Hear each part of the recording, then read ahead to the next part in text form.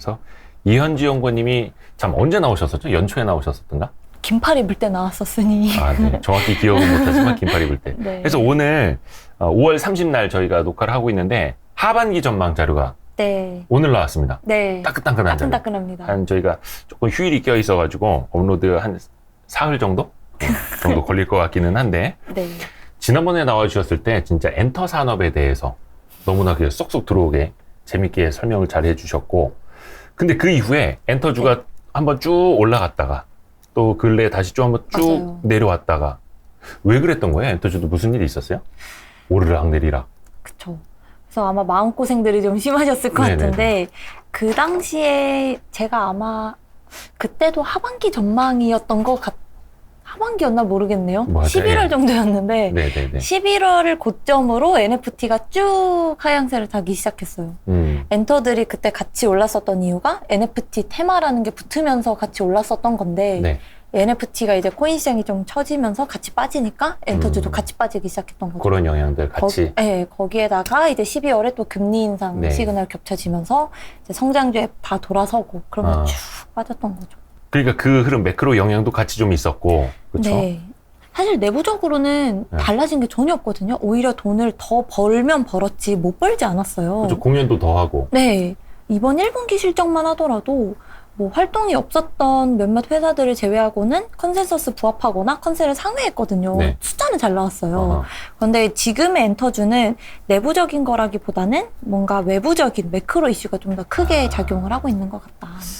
근데 또 PER이라든지 멀티플이 이제 낮은 업종이 아니다 보니까 그쵸. 아무래도 매크로 이슈에서 조금 더 충격을 좀 받을 수는 있는. 그쵸. 더 민감하게 움직일 수밖에 없죠. 뭐 굳이 극단적으로 얘기해서 뭐 자동차 이런 것들은 10배 아래로 막 떨어지고 이러는데 뭐 엔터들은 막 20배 이상 가니까 네. 절대적인 PR 숫자로 보기엔 조금 부담스러운 면이 있긴 하지만 그럼에도 우리는 하반기를 봤을 때 아 이건 된다.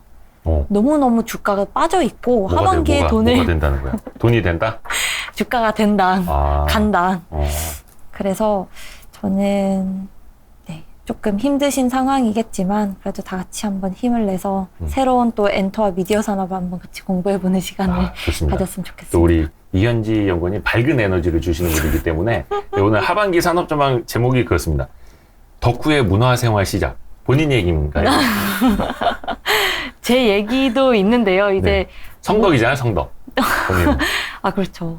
근데 결국 여기서 보면은 본업이 중요하다. 네. 결국 본업 맛집으로라는 이제 타이틀을 이제 엔터사에는 이제 달아주셨는데 네, 맞습니다. 함축적인 의미를 좀 담고 있는 것 같아요. 네, 맞아요.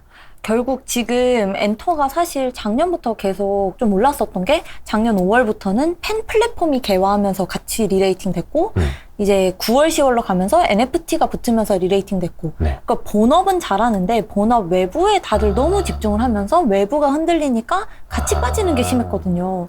그래서 결국은 본업, 지금은 실적을 너무 잘 내니까 본업에 집중하자라는 의미의 함축적인 의미입니다. 결국 그러면은 가수들이 아티스트들이 얼마나 돈을 잘 버는지 가장 첫 번째가 음반일 거 아니에요. 그렇죠. 음반부터 좀 볼까요? 네, 음반부터 말씀을 드리면 지금 연간 판매량을 왼쪽 도표에 보시면은 네. 이게 숫자가 좀 작아서 안 보이긴 하는데 키우면 되죠. 역시 신세대십니다. 제가 PC를 잘 씁니다. 신세대라서. 배웠습니다. 네. 작년에 5,500만 장 가까이를 팔았어요. 그런데 사실 생각해보시면 2019년부터 네. 20년, 21년 되게 성장폭이 굉장히 크게 나오고 있죠. 네. 그러니까 19년까지만 하더라도 음반 시장, 솔직히 우리가 뭐 멜론 유튜브에서 들으면 되지 음반을 살 필요가 없었잖아요.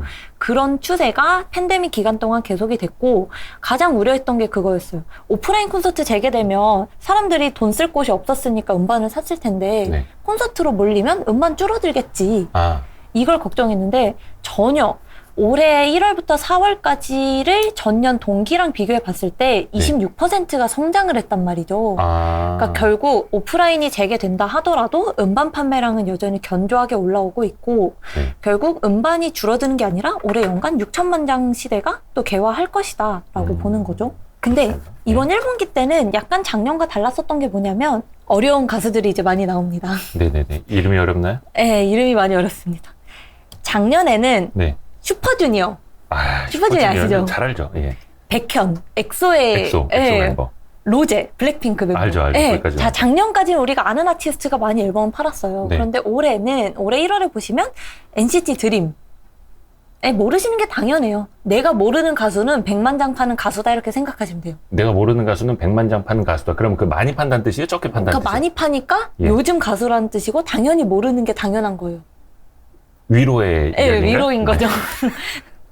거기는 네. NCT 드림, 음. 스트레이키즈, 트레저, 엔하이픈 뭐 이런 가수들이 올해 1분기 때 컴백을 했어요. 근데 사실 1분기 렌터사에서 비수기거든요. 활동을 많이 안 해요. 1분기에. 네, 그래서 1분기는 사실 그렇게 유명하지 않은 가수들이 돈을 좀 벌 수 있는 그런 소위 말하는 빈집털이라고 하는 빈집이구나. 그런 시즌인데 이번 1분기는 이례적으로 각 소속사마다 대표 보이그룹을 컴백시키면서 1분기마저 수익화를 했었던 거죠.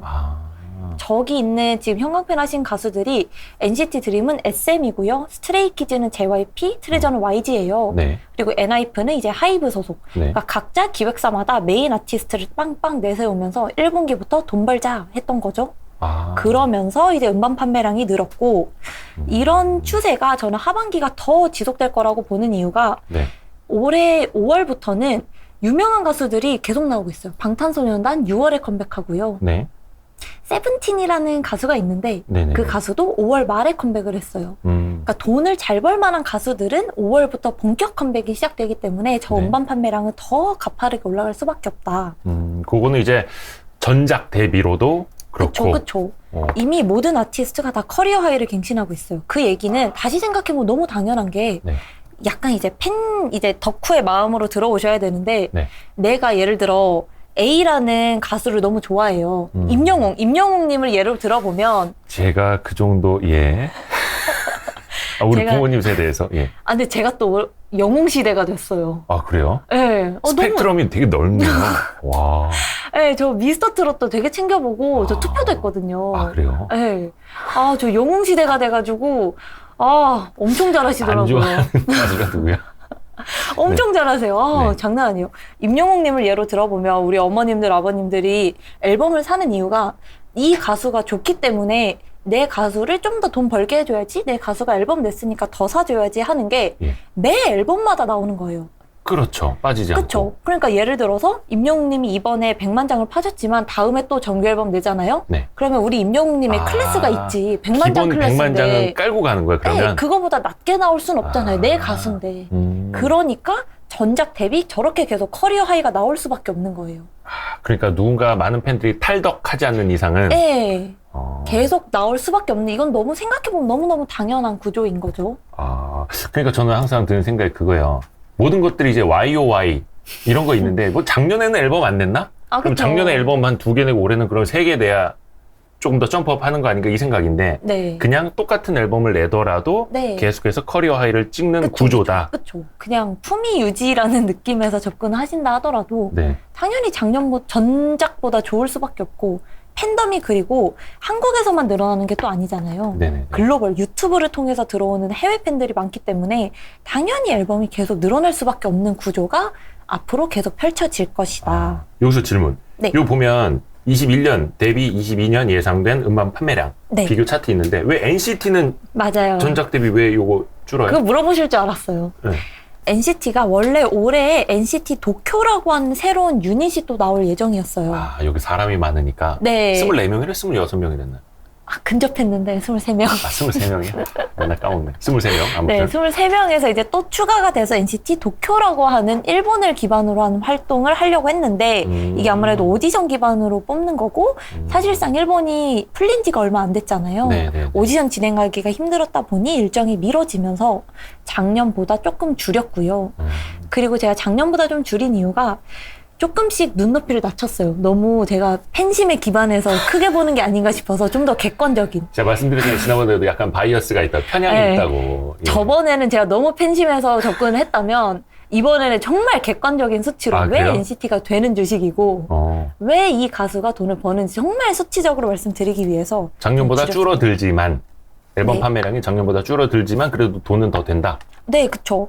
그리고 여기를 제가 줄인 것도 사실 작년에는, 그러니까 이제 21년에는 NCT 2021이라고 하는 23명이 다 같이 활동하는 게 있었는데 네. 올해는 그게 있겠지만 없을 수도 있을 것 같아서 활동이 확정되지가 않았기 때문에 좀 조정한 부분이 있어요. 아하. 네. 그리고 앨범 볼 때 또 어떤 면들을 좀 봐야 되나요? 앨범 볼 때 그래서 거기를 이제 크게 보셨을 때 이미 네. 보이그룹 거기 방탄소년단, 세븐틴, TXT, NCT, 스트레이키즈, 트레저 다 보이그룹이거든요. 네. 이 보이그룹들이 평균적으로 120만 장 이상의 음반을 팔고 있고 평균? 100만 장도 아니에요. 이미 120만 장으로 올라왔고 네. 걸그룹의 경우 에스파나 트와이스, 블랙핑크 같은 걸그룹도 평균적으로 50만 장 50만 장 이상을 팔 정도로 이익 체력이 불과 1년 사이에 더 올라왔고요. 더 놀라운 게 오른쪽 도표를 보시면 신인 걸그룹들 이제 데뷔한 지 6개월, 세상에 얼굴을 알린 지 6개월밖에 안 됐어요. 네. 그런데 나오자마자 30만 장을 기본으로 팔았고 심지어 아이브는 최근에 낸 앨범을 한 달치 4월 것만 반영했는데도 벌써 54만 장을 판 거죠. 아이브 노래 좋던데. 그쵸. 보통 이제 걸그룹들이 이제 보이그룹보다는 앨범 판매량이 좀 저조하죠. 네, 맞아요. 그리고 또 신인이면 더 이제 적을 수밖에 그쵸, 없는데 요거 정도면은 좀 괄목할 만한. 그쵸. 이거를 수치적으로 말씀드리면 재작년만 하더라도 걸그룹이 보통 많이 판다면 20만 장. 그런데 벌써 신인인데도 불구하고 거의 40만 장 근접하게 시작을 하고 있고 되게 잘 팔고 있는 거예요. 심지어 이제 뭐 여기는 아이브 케플러 엠믹스는 이미 다 얼굴이 뭐 오디션이나 이런 걸 통해서 좀 알려진 분도 있긴 하지만 네. 그럼에도 신인 자체가 저만큼 판다는 거는 이미 이익 체력이 많이 개선이 됐다라는 걸로 보실 수 있습니다. 이 소속사가 어디예요? 아이브 케플러 엠믹스는? 엠믹스는 JYP 상장사인데 네. 이제 아이브는 스타쉽이라고 카카오 엔터 밑에 있어요. 아하. 네, 그리고 이 케플러는 CJ ENM에서 데뷔를 시킨 그룹이기 때문에 또 이제 직접적으로 투자할 만한 곳은 중에서는 엠믹스가 네, 포함된 JYP 맞습니다. 정도고. 네. 그래서 이렇게 커리어 하이가 계속이 되는 게 또 신기하잖아요. 왜 이렇게 될까? 좀 네. 분석을 해보니까 오프라인 활동이 재개가 된다 하더라도 이런 음반 판매가 이제 보복 소비가 아니라 구조적으로 성장 단계에 접어들었다. 왜냐하면 네, 팬덤 소비의 선순환 구조가 형성이 되었기 때문인데요. 네. 쉽게 말하면 그거예요. 무대를 보고 입덕을 했으면 콘서트로 가고 싶은 거죠. 그렇죠. 콘서트 티켓을 구매하면 내가 이 팬의 이 가수가 콘서트에서 옛날 노래도 다 부르잖아요. 네. 옛날 앨범 구보도 사고 싶은 거예요. 그걸 구보라고요? 네. 신보의 반대말 네, 구보. 새로 낸 거 신보, 옛날 낸 거 저는 이제 구보. 옛날에 뛰는 군대 있을 때 구보하는 이 생각. 죄송합니다. 예. 제가 면제 받아가지고 군대를 못 갔어요. 저는 네. 좋네요. 구보라는 것을 계속 옛날 앨범까지도 다 사서 모으고 싶다. 그쵸. 왜냐면 이번에 입덕을 했으니까 궁금하잖아요. 네네네. 내가 이 사람을 새로 알게 되면 지금 모습이 아니라 옛날 모습도 궁금한 것처럼 구보를 계속 사게 되는 거예요. 그래서 이거를 좀 숫자적으로 보여드리면 20년, 21년, 특히 21년을 보시면 전체 음반 시장, 국내 음반 시장에서 구보 판매량이 15%까지 많이 늘어났어요. 와. 이 얘기는 21년도에 국내뿐 아니라 해외에서도 입덕한 팬들이 많다라는 얘기인 거죠. 구보면은 최근에 나온 앨범이 아니라 그 전 혹은 전전 이걸 네. 다 포함을 해서. 네네네네. 그래서 그렇게 많이 늘어나고 있고 이거를 좀 더 요즘 가장 최근 사례 말씀을 드리면 네. 오른쪽 도표에서 보시는 것처럼 트와이스의 경우 최근에 1분기에 역대 최대 구보 판매량을 기록했어요. 그래서 보통 분기에 이번 1월만 하더라도 사실 구보 판매량이 10,000장 정도밖에 안 나왔었는데 네. 특히나 걸그룹은 구보가 많이 이어지진 않거든요. 예. 그런데 이번에 2월에 트와이스가 미국에서 투어를 돌고 7번을 돌고 나서 3월, 4월에 구보 판매량이 17만 장씩이 들어왔어요. 왜요? 그 미국 투어를 보고 새로 입덕한 미국 팬들, 유럽 팬들, 해외 팬들이 트와이스에 관심을 갖게 되면서 옛날 앨범을 사들이고 있는 거죠. 그 뭐 포토카드를 주거나 아니면 그거 몇 개 모으면 콘서트 티켓을 살 수 있거나 이게 아닌데. 네, 그냥 정말 이 팬심에 사람이 의해서. 그쵸. 이 가수가 좋고 또 말씀 주신 것처럼 포토카드가 여러 가지 버전의 포토카드가 있고 네. 내가 이 사람이 최근에 입덕을 했으면 옛날 것도 궁금하잖아요. 컨셉이 네네. 또 다르고 옛날 거를 보면은 또 내가 약간 내 마음에 드는 컨셉이 있고 약간 좀 난해하다 이런 컨셉이 있어. 근데 옛날 컨셉인데 내 마음에 들어. 예를 들면 저 같은 경우는 NCT가 그 정장 컨셉으로 입고 나온 게 있거든요. 그런 거는 구보 사서 보면 이제 포토카드 막 다 정장 입고 사진 찍고 이런 약간 취향도 있고 하니까 구보를 계속 살 수밖에 없는 거예요. 그 컨셉들이 다 다르니까. 네, 그러면서 이게 계속 그 선순환 구조가 형성이 되는 거죠. 최근 입덕 콘서트 구보. 다시 구보가 이제 최근 신보를 사게 되는 거, 팬이 됐으니까. 그래서 라이트 팬덤이 좀 더 코어 팬덤으로 들어가면서 이런 음반 판매가 늘어날 수밖에 없다. 보복 소비가 아니다. 그냥 단순히 이 앨범 좋네, 최근에 인기 있네, 이게 아니라 네. 그 무슨 사이클이래야 될까? 진짜 깊어지는 사이클이에요. 네. 그러니까 정말 얕게 좋아하다가 점점 깊어지게 좋아하는 것처럼 그러면서 이제 음반 자체가 구조적으로 성장하게 된 것이죠. 해외 같은 경우는 어때요? 해외는? 그래서 네. 왼쪽 데이터를 보시면 이게 네. 관세청에서 이제 매달 수출 데이터가 나오는데요. 음반 수출 데이터인데요. 수출 산업이죠, 이제. 네. 아시아 중심에서 비아시아권으로 확대되는 모습을 보실 수 있는데 특히 미국, 유럽 등의 서구권으로의 확장에 주목할 필요가 있습니다. 이게 미국이 2017년도에는 5.3% 정도를 차지했어요. 네네. 5% 내외. 그런데 2021년에 오면서 17%. 미국이? 네. 그러니까 미국이 굉장히 급속도로 K-팝을 많이 소비하고 있다라는 거를 데이터에서도 확인하실 수 있는 거죠. 근데 이거를 보니까 왜 미국에서 갑자기 K-팝 인기가 많아졌을까를 보니까 두 가지 이유가 있는데 첫 번째는 K-팝이 과거에는 좀 마이너한 장르로 소비가 됐었어요. 미국이나 유럽이나. 그래서 약간 K-팝 좋아하는 사람들은 너 왜 그런 거 좋아해? 약간 소수. 네, 그런 느낌? 약간 좀 고스족 같은 느낌으로. 네. 그런 느낌이었는데, 최근에 팬데믹 기간 동안 K-팝을 소비하는 지역도 넓어졌고, 팬덤도 확대가 되는 거죠. 앞에서 보시는 것처럼.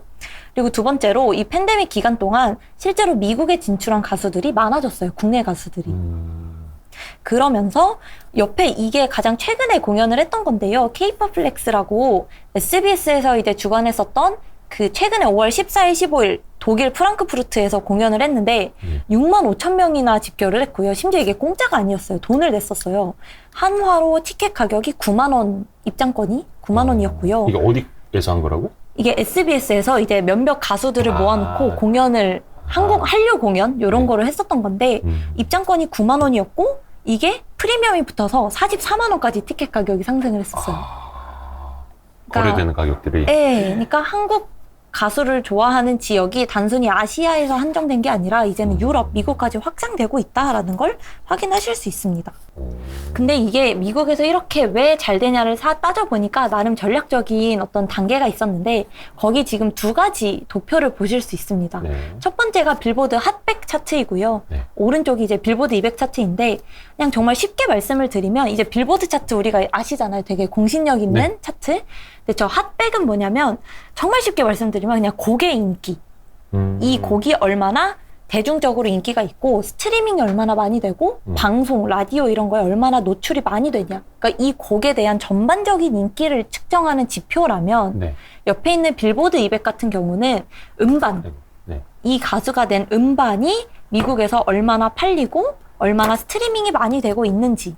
그래서 핫백은 좀 더 곡 중심, 빌보드 200은 좀 더 앨범 중심이에요. 네. 근데 이게 다 우상향하고 있고. 네. 근데 이제 되게 신기한 게 보시면 2020년부터 팬데믹 기간부터 이 차트인한 횟수가 훅 늘어나고 있는 걸 확인하실 수 있죠. 네.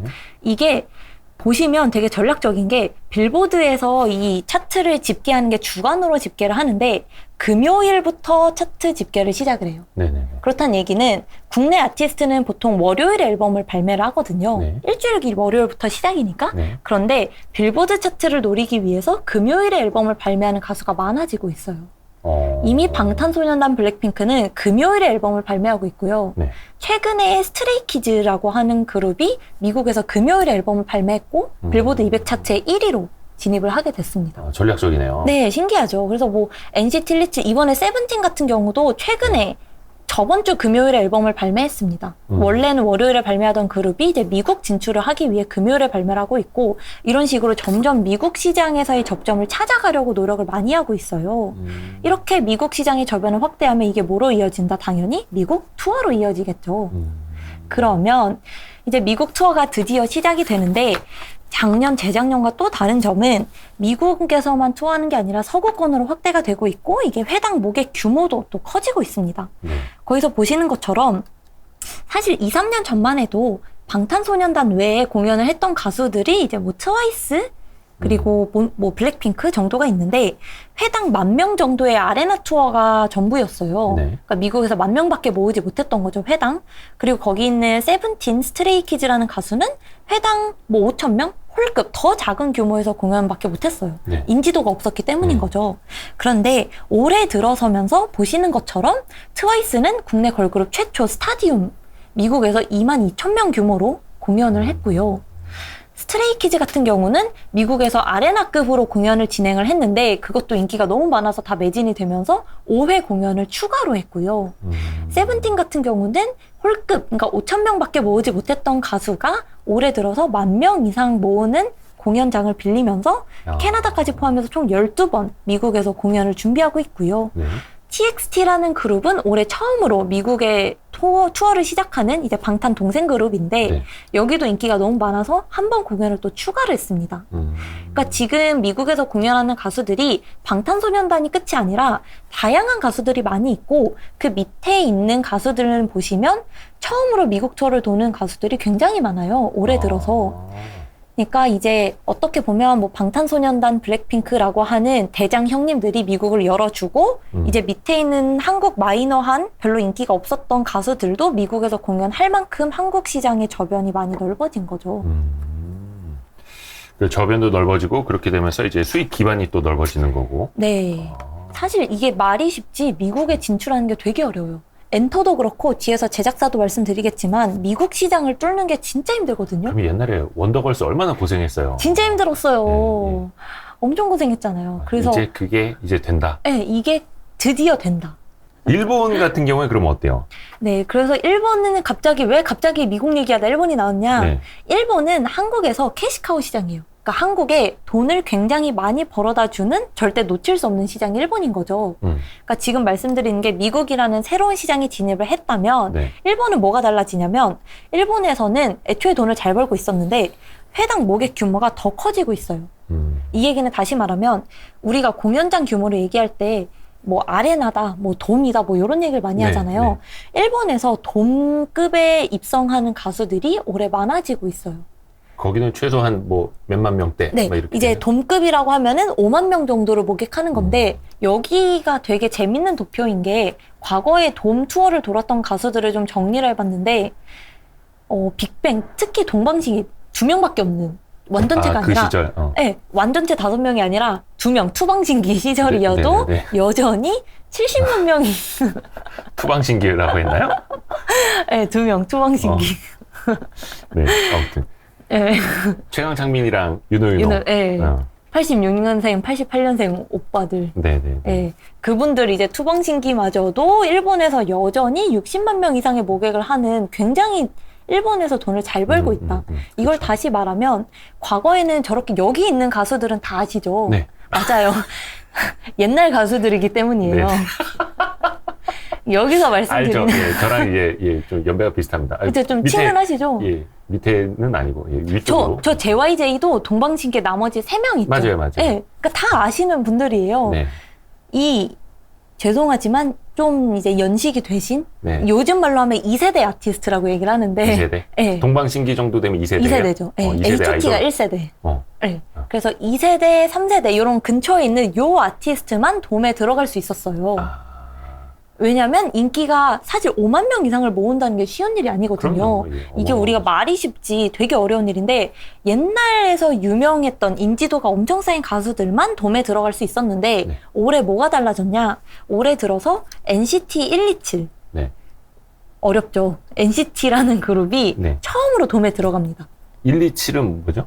127이 이제 서울을 기반으로 활동하는 9명의 근데 왜 127이요? 127이 이게 서울의 경도였나 위도가 127도여서 서울을 기반으로 활동 그래서 NCT 127 아까 전에 NCT 드림 보셨잖아요. 네네네네. 거기는 청소년 연합팀이거든요. 어린 친구들. 그래서 약간 꿈, 희망, 나를 보는 누나, 형아들이 꿈과 희망을 가져라. 우린 이걸 노래하겠다. 그래서 NCT 드림. 어찌됐든 NCT 이제 서울도 네. 시티고 도쿄도 네. 시티고. 네. 자, 그래서 그 NCT 127이 올해 처음으로 돔에 들어가게 됩니다. 이 얘기는 다시 말하면 데뷔한 지 6년이 넘었거든요. 이제서야 돔에 들어간다는 얘기는 그만큼 일본에서도 한국 가수들의 저변이 많이 확대가 됐다는 얘기이고 이제는 네, 그리고 이제 처음으로 세븐틴이라는 그룹도 돔 투어를 들어갑니다. 세븐틴은 이미 재계약을 했어요. 이미 7년, 8년 차 그룹이거든요. 네네. 일본에서 인기 진짜 많아요. 방탄소년단보다 조금 더 많아요. 네. 그럼에도 그 전에 이제 막 슈퍼 아레나 이런 돔이라는 곳에 본격적으로 들어가지 못했는데 올해 들어서 돔에 들어간다는 얘기는 일본에서 정말 정말 인기가 더 한국 가수들이 많아지고 있다는 얘기인 네. 거죠. 그래서 뭐 이뿐만 아니라 그러니까 일본 시장 자체가 한 번 좋아하면 끝까지 좋아하거든요. 그런 거 있다 하더라고요. 좀 고착화돼 있어요. 예, 네, 예. 그래서 엄마가 좋아하는 가수, 딸이 좋아하는 가수 똑같아요. 진짜 거짓말이 아니고요. 제가 이거 데이터를 봤는데, 네, 정말 신기해요. 네, 진짜 신기해요. 정말 일본에서 신기한 나라예요. 신기한 나라. 최근까지도 이 일본 국민들 내에서 1위인 그룹이 스마비였어요. 기무라 타쿠야 있었던. 그 옛날. 네, 여전히 인기가 있었던 거죠. 이제 와. 최근에는 뭐 또 찾아보니까 뭐 아라시라고 하는 그룹이 국민 그룹이 됐고 그 그룹 거의 다 40대거든요. 네. 여전히 엄마도 좋아하고 아빠도 좋아하고 딸도 좋아하고 아들도 좋아하고 그 한 번 좋아하면 잘 안 바뀌어요. 그러니까 돔 투어를 하기가 진짜 힘든 게 저기 보시는 네. 이제 편집장님이 아시는 그 옛날 가수들밖에 돌 수가 없는 게 예. 그 가수들을 지금까지 계속 좋아하기 때문이에요. 새로운 가수를 받아들이질 않는 거예요. 그런데 NCT, 세븐틴, 웬 잘 모르겠는 가수들이 일본에서 돔에 처음으로 입성했다? 이건 되게 큰 의미가 있는 거죠. 그러면 그 친구들도 이제 대를 이어서 그쵸? 인기를 받을 수 있는. 그쵸. 이미 5만 명급으로 모았다는 것부터가 인기가 되게 많다는 얘기이고, 뭐 그 이후에 이제 최근 완전 생소한 아티스트가 나옵니다. 4세대 아티스트. 어디에 나오나요? 니쥬, 네네네. 스트레이키즈, 네. 뭐 트레저, 엔하이픈, TXT, 있지. 생소하실 거예요. 그러니까 일본에서? 이제 이런 한국 가수들이 그러니까 우리나라 일본에서 한국 투어를 계획을 하고 있고요. 그러면서 당연히 올해는 미국뿐만 아니라 일본에서도 해당 규모가 커지니까 네. 당연히 더 돈을 잘 벌 수밖에 없는 구조인 거죠. 이제 그런 친구들도 같이 일본의 돔급으로 네. 입성을 할 수 있는. 그 친구들은 이제 돔까지 못 가고 그 밑에 있는 아레나급. 아레나만 몇만 명? 아레나는 보통 한 3만 명 정도 되고요. 그렇구나. 아레나와 돔 사이 슈퍼 아레나는 한 4만 명 정도. 아레나, 슈퍼 아레나, 돔. 네. 그 3, 4, 5만 이런 식으로. 네, 그런 식으로. 그러면 이제 그게 결국 얼마나 돈이 되느냐, 네. 이 기업들의 실적이 얼마나 되느냐를 봐야 네. 되잖아요. 그쵸. 예. 이게 사실 지금 뭐 이 자료에는 없기는 하지만 네. 공연 자체가 각각 엔터사에서 차지하는 비중이 한 20% 내외가 돼요. 그런데 이게 2020년, 21년 한 번도 못했었던 게 22년에 새로 붙는 상황에서 그쵸. 좋아지는 점은 P, Q 다 늘어나요. P, 가격 자체가 티켓 가격이 많이 늘어났고 심지어 너무 괘씸한 게 네. 기획사들이 이 가격을 소비자에게 전가를 너무너무 잘하고 있어요. 팬심들이 있으니까. 네. 비싸도 간다라는 거죠. 대표적인 예시로 방탄소년단만 하더라도 이번에 VIP 그 일반 좌석이 한 16만 원 정도까지 올랐거든요. 기존에는 한 11, 2만 원 정도밖에 안 했어요. BTS 공연에. 네. 예. 근데 이미 가격이 많이 올랐지만 팬들은 그만큼 대기 수요가 많기 때문에 가는 거죠. 근데 욕하면서 가는 거예요? 아니면 그것마저도 고마워하면서 가는 거예요? 뭐 어쩔 수 없이 가는 거죠.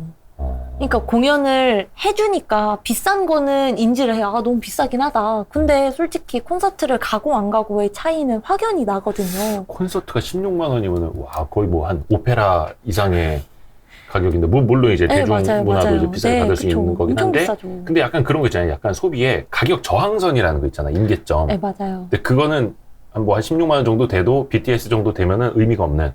이미 나오자마자 팬클럽 안에서 물량이 다 끝났어요. 일반으로 불리기도 전에. VIP석은 20만 원이 넘었거든요.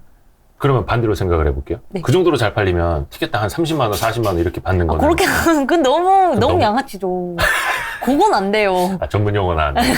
네. 그건 안 돼요. 아. 너무 비싸면 안 돼요. 그러니까 이게 사실 어느 정도까지 사람들이 감당을 할지는 사실 더 올려봐야겠지만 네. 우선 지금 방탄소년단에 한해서 16만 원은 괜찮은 수준으로 받아들여지더라. 다른 친구들이 근데 최근에 16만 원 또 받으면 최근은 아니고 작년 말에 12월에 뉴이스트라고 하는 네. 그룹이 16만 5천 원인가 그랬어요. 전석이. 오, 되게 파격적이죠. 국내에서요 아니면 국내에서요. 국내에서? 국내 공연에 16만 5천 원인가 16만 원대의 콘서트 티켓을 전석을 팔았는데 그때는 네. 약간 논란이 있었어요. 너무 비싸다.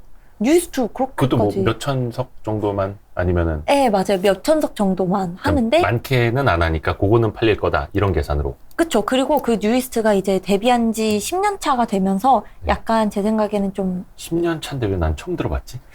그게 당연해요. 왜냐면 유명하지 않았고 최근에 프로듀스 시리즈에서 역주행을 하면서 인기를 얻으면서 그 황민현이라는 멤버가 가장 유명한데 네. 맞아요. 모르시는 게 당연해요. 그런 그룹이 있는데 예, 저는 푸주 때 그 뉴이스트 그룹을 투표했기 때문에 저는 이제 알거든요. 전 좋아했기 때문에. 네네. 근데 돈을 잘 못 벌었기 때문에 앨범도 한 20만 장밖에 못 근데 팔았고 16만 5천 원에 했는데 그거는 저항이 있었다. 근데 그치만 다 가긴 갔어. 예, 팔리긴 팔렸는데 팔리긴 다 팔린. 팔리긴 팔렸지만 그래도 이제 팬들 사이에서는 아 조금 너무 과하게 비싼 거 아니냐.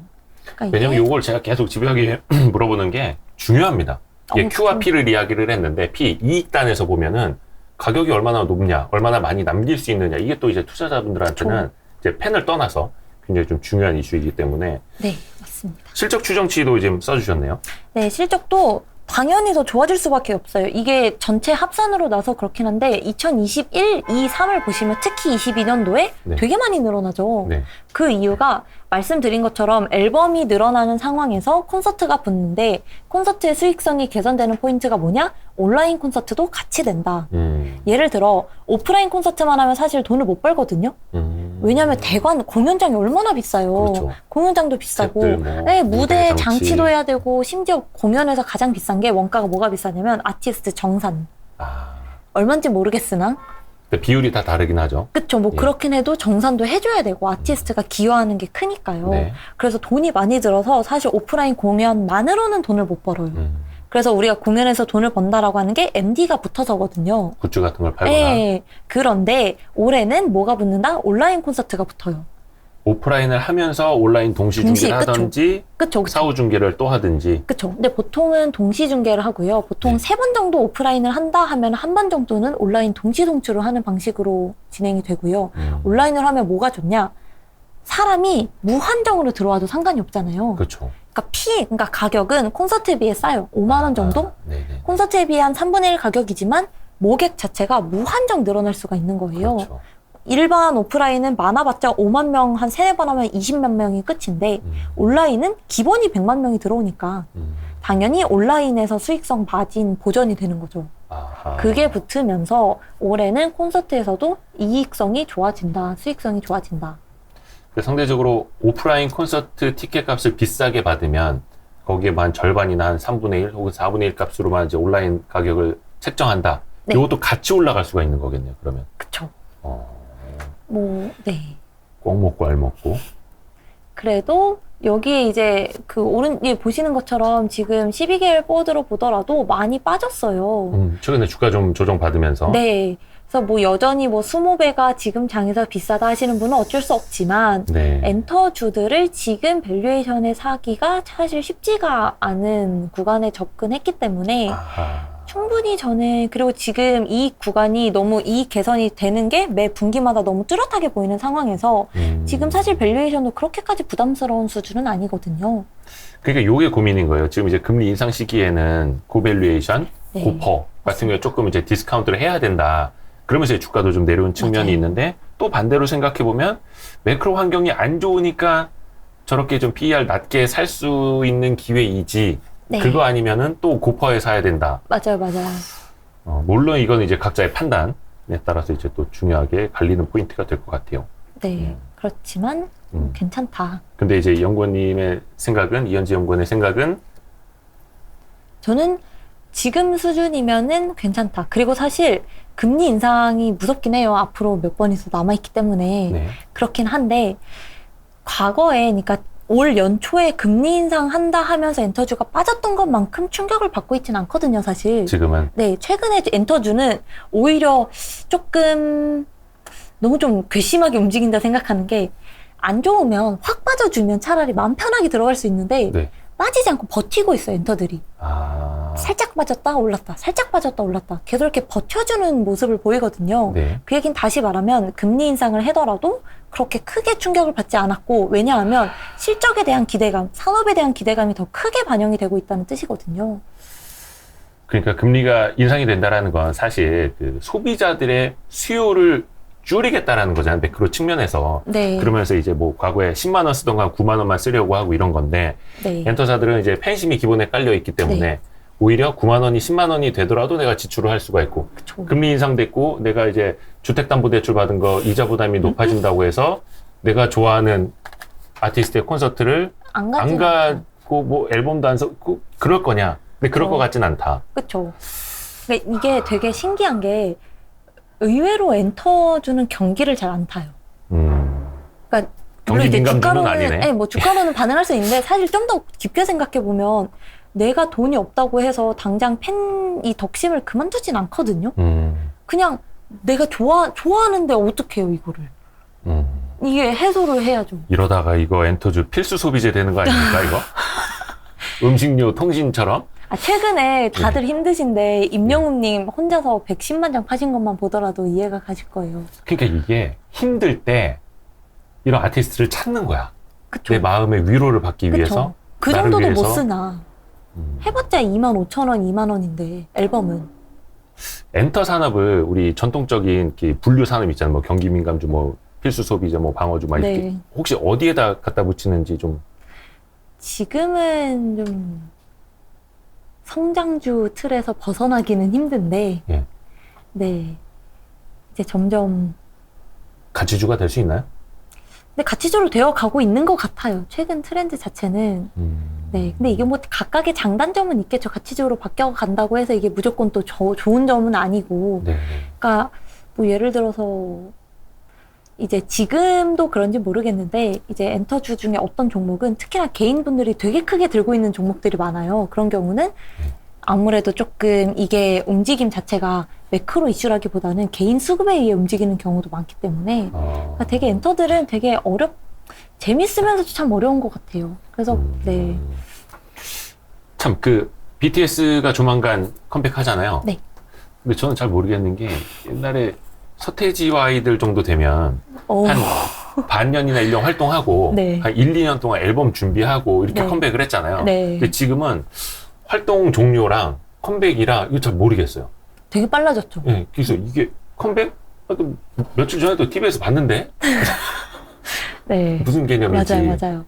컴백이 말씀하신 것처럼 요새는 1년에 한 번 이렇게 나오면 돈을 못 벌잖아요. 네, 네. 방탄소년단이 지금 돈 얼마나 많이 벌어야 되는데 그래서 보통은 1년에 한 2번 정도 컴백을 하고요. 네. 많이 하면 3번 정도 컴백을 해요. 컴백을 한다라는 의미는 보통 앨범을 낸다라는 걸 기준으로 컴백한다고 하거든요. 그게 이제 싱글 앨범이든 뭐 네, 정규 앨범이든. 싱글이건 정규건 미니건 신곡 새로운 앨범을 내는 시점을 우리가 컴백한다라고 얘기를 드리고요. 그래서 보통 방탄소년단 같은 경우는 전 진짜 방탄소년단을 보면서 많이 반성을 했던 게 네. 되게 바쁘게 살아요. 진짜 바쁘세요. 11월에 미국에서 콘서트를 했어요. 그리고 이제 그 당시만 해도 조금 이게 안 좋았어서 한번 코로나 걸려서 조금 고생하시고 네. 이제 열심히 준비하시면서 3월 달에 서울에서 공연을 했죠. 네. 그리고 또 쉬지도 않고 4월에 미국으로 넘어가서 또 공연을 하셨어요. 그리고 또 6월 10일에 앨범을 또 내요. 급존칭 하셨어요. 네, 그러니까 그분들 동생들 아닌가요?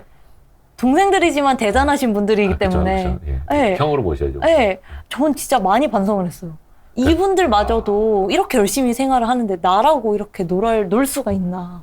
BTS도 저렇게 열심히 네, 산다. 돈 많은 BTS마저도 저렇게 알차게 살고 있는데 지금 내가 뭐라고. 돈 쓸 시간도 없고. 네, 열심히 일해야겠다 생각이 들더라고요. 그러니까 기획사들에서 똑같아요. 방탄소년단으로 돈을 벌고 네. 그 밑에 아티스트도 컴백 되게 빨리 하거든요. 네. 진짜 빨리 하면은 3, 4개월 만에 앨범 하나 내기도 해요. 빨리 돈을 벌어야 되니까. 그래서 이제 또 겹치지도 않아요. 방탄소년단이 컴백을 6월에 하면 다 이제 피해요. 다른 아티스트는 그러니까 지금 하이브만 보더라도 5월에 새 팀이 새로 컴백을 했어요. 예. 방탄이 6월에 컴백을 하니까 아, 너네는 그 전에. 5월에 해라. 어. 그러니까 같은 시기에 몰리면 또 안 되잖아요. 그거 분산을 여쭤봐야겠다. 시켜놓은 그러면 거죠. 방탄이 이제 6월쯤에 10일. 6월 10일? 네. 6월 10일에 컴백을 하잖아요. 그러면 영화도 그렇듯이 대작 나올 때 좀 신작들 다른 것도 피하잖아요. 네. 그러면은 YG나 JYP나 이런 데서도 다른 아티스트 앨범 내는 걸 좀 피하나요? 6월에는? 그러면 이제 상대적으로 하이브는 성수기, 딴 데는 비수기 막 이렇게 될 수도 있잖아. 지금 말씀 주신 거를 생각해 보니까 6월 앨범 내는 가수가 없네요. 그냥 5월에 냈어요, 다. 그러니까 옛날에 저 블록버스터 신작 개봉될 때 다른 영화들 좀 피하는 거랑 비슷하네. 맞아요. 아무래도 그러니까 어떤 거냐면 사실 방탄소년단이 컴백을 한다고 해서 한국에서 막 무대를 하거나 그러진 않을 거예요. 그렇죠. 뭐 인기가요나 이런 데 잘 안 잘 나오잖아요. 안 나오죠. 이제는. 이미 급이 다르니까. 한국인이지만 글로벌 가수가 됐기 때문에 네. 무대가 한국이 아니에요. 네. 근데 아무래도 한국에서는 음원 차트 성적 이런 게 중요하기 때문에 방탄이랑 같은 시기에 컴백을 한다? 1위 절대 못 하잖아요. 네. 그러면 항상 음원 차트 실력 밀릴 거고 스트리밍에서 밀릴 거고 그런 걸 피하기 위해서 대부분 같이 안 하고요. 그래서 최근에도 걱정했던 게 임영웅 님이 네. 5월 2일에 컴백을 정규 앨범으로 이제 발매를 했는데 네. 그래서 이제 막 해외 팬들의 되게 우스갯소리로 5월에 컴백하지 마라. 임영웅한테 밀린다. BTS요? 아니요, 자기가 좋아하는 가수들. 아, 5월 다른 컴백 가수들도? 알린 가수들한테 제발 2일 하지 마라. 5월 2일은 하지 마라. 임영웅한테 밀린다. 양대산맥이네. 임영웅과 BTS. 그렇죠. 국내에선 임영웅이 있다면 해외에서는 방탄소년단이 있다. 아, 그것도 재밌네. 네. 그래서 뭐 그런 식으로 돌아가고 있습니다. 우리 드라마 쪽도 좀 볼까요? 네, 저번에 드라마 쪽 얘기를 못 드려서 네. 되게 아쉬웠었는데 드라마의 변화는 크게 세 가지예요. 하반기에 감지되는 변화가. 첫 번째가 넷플릭스가 있던 시장에 디즈니가 들어왔다. 두 번째가 구작을 많이 팔고 있다. 세 번째가 미국 시장에 진출했다. 그 얘기인데 하나씩 좀 말씀을 드리면 이번에 사실 넷플릭스가 실적을 되게 가입자가 감소를 했죠. 1분기 때 감소했어요. 네. 근데 2분기에도 가입자가 감소할 거다. 그래서 부정적으로 뉘앙스를 주면서 그러면서 사실 주가가 이제 폭락을 했죠. 많이 폭락하고 이게 국내 제작사들도 영향을 받아서 맞아요. 업황 우려가 되게 좀 커진 상황이긴 해요, 사실. 최근에 드라마 제작사들 주가가 좀 많이 빠졌죠. 네, 계속 시장 빠지고 대비로도. 있어요. 네. 계속 그냥 정말 쭉쭉쭉 빠지고 있어요. 네. 근데 사실 뭐 결론부터 말씀드리면 사실 걱정할 필요가 없는 게 네. 넷플릭스에만 한정되어 있는 게 아니거든요, 우리 제작사들이. 그렇죠. 네, 그리고 말씀 미리 드렸지만 넷플릭스만 있던 시장에 디즈니도 들어왔고 뭐 애플 TV, 뭐 HBO 맥스 이런 새로운 제작 플랫폼들이 많이 들어오고 있거든요. 전혀 걱정할 게 없지만 이제 투자 심리 자체로는 넷플릭스가 꺾이면 국내 제작사들도 받는 리쿰률이라든지 뭐 이런 게 꺾일 거다. 네. 그래서 많이 우려를 하시는 것 같아요. 그런데 사실상 보면 거기 첫 번째 도표 되게 재밌는 도표인데요. 네.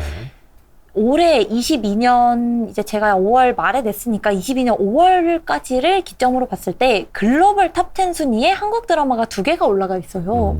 그러니까 한국 드라마가 아시아가 아니라 넷플릭스 전체 글로벌 시장에서도 여전히 인기가 많다라는 걸 증명하는 자료이고 결국은 넷플릭스가 1분기 때 가입자가 유일하게 늘어난 지역이 아시아 태평양 지역이거든요. 네. 아시아 태평양은 뭘 좋아한다? 한국 드라마를 좋아한다. 그래서 한국 드라마를 수급하려면 한국을 포기하면 안 되잖아요. 네. 넷플릭스 입장에서는 또 이게 약간 열받을 수 있는 자료가 가장 오른쪽 도표를 봐주시면 네. 이미 넷플릭스가 한국 시장에 투자한 지 3년 만에 흑자 전환을 했어요. 그러니까 한국에서 되게 초창기에 진입을 한 다음에 돈을 잘 벌고 한국 시장을 자기들 걸로 이제 체화를 시킨 상황에서 굳이 한국 시장 투자를 줄인다? 이럴 수가 없거든요. 이미 내가 시장 선점자인데 네. 후발주자한테 뺏길 수는 없는 이거 거잖아요. 이제 한국 매출만 놓고 본 거죠? 네. 네. 그래서 넷플릭스가 한국에 절대 투자를 줄일 수가 없고 그런 넷플릭스의 투자는 앞으로도 올해도 내년도 내후년도 계속 될 수밖에 없다. 전방이 나쁘지가 않다. 그래서 제작사들 상황이 굉장히 좋아요. 그러니까 드라마 제작사 입장에서는 좀 과도하게 우려할 필요는 없다. 네, 이 맞습니다. 결론인데. 네.